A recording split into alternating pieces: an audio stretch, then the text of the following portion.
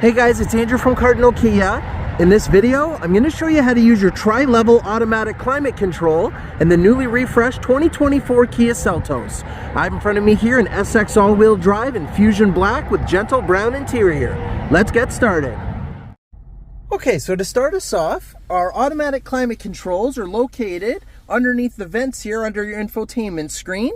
And as you can see, for the refreshed 24 Seltos, with the trim levels with the 10.25-inch infotainment screen, this has been redesigned. So now you can see we have the infotainment controls right underneath all of the climate controls. These will ultimately still function the way that it did before, and the EX trim level specifically still has the tri-level auto climate from the previous Seltos. But in this one, like I said, it just functions the same, it just looks a little different. So you can adjust your temperature up and down. We have the red arrow to increase and the blue arrow to decrease. And this is instead of the knob to change what temperature you want. Oh, and just this is still single zone. This is not dual zone. Then you've got your auto button here. So in previous Kias, not everybody liked when they turned their auto climate on that it blew at the highest intensity every single time. So when you go to turn auto on, you have the option, right now there's 3 lights here, and it says that it's on high. Well, if you don't like it blowing at the highest intensity, you can go ahead and dumb it down to medium, like it says, or you can even take it down to low. So the auto would mean that the car is going to adjust the fan speed as it needs to get the cabin to reach the temperature that you've told it to. And it will adjust the fan speed as you start to adjust what temperature you want the inside cabin to be. And if you want it on auto, then it's going to adjust itself. If you don't want it to do it automatically, then you can adjust with the big and little fan button over here to control how fast or slow you want that to be. Right here is the mode button, and this is just going to be where you want the air to come from. So because we had it on auto, you'll notice there's no symbol here for it, and that's because the car is putting the air where it thinks it needs to go, again, to get the cabin to reach the temperature we've told it to. It's just right now set to low, so it might be a little slower to get to that temperature instead of it blaring on high. So that's where you can adjust your auto speed as you want to. But when you go and press the mode button, you can then just cycle through again where you want the air to come from. This would be your air conditioning button to make sure that the air conditioning is turned on.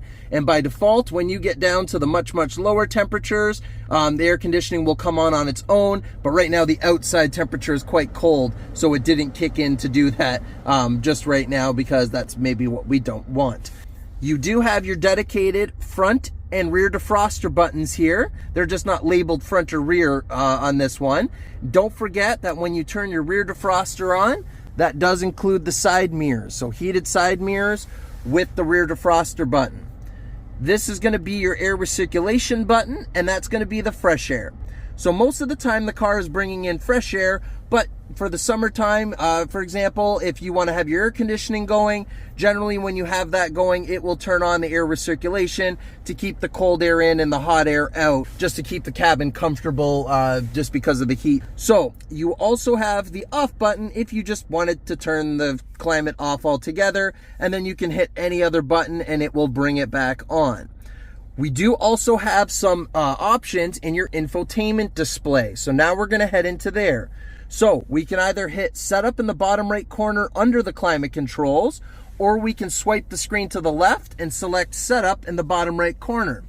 Then we're going to go into vehicle, and then you're going to see climate on the left hand side. We're going to select that, and then we have a few options in the middle: recirculate air, automatic ventilation, or defog, defrost options.